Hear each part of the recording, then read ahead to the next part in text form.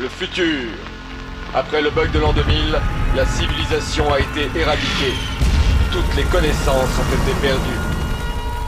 Objection!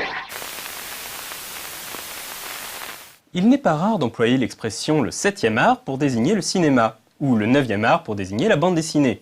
Mais quels sont les autres arts et d'où vient cette classification? Dans l'Antiquité, les Grecs comptaient 9 arts, ou technés, chacun associé à une muse.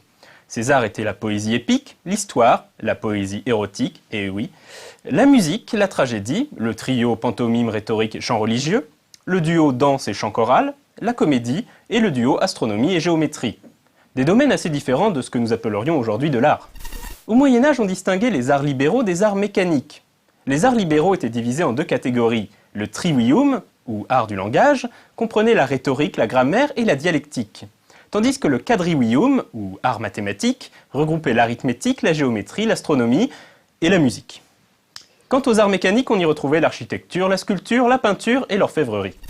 Au XIXe siècle, le philosophe Hegel établit une classification des arts comportant 5 disciplines, de la plus matérielle à la plus expressive.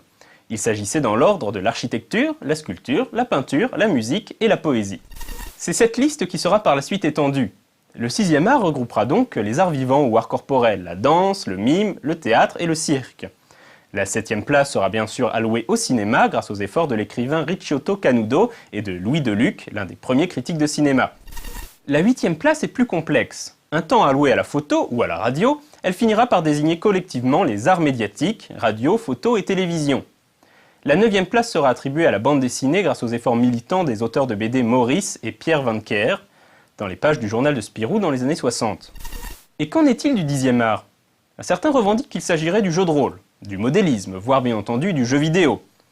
En ce qui me concerne, je serais d'avis de tous les regrouper ensemble dans une même catégorie, les arts ludiques par exemple.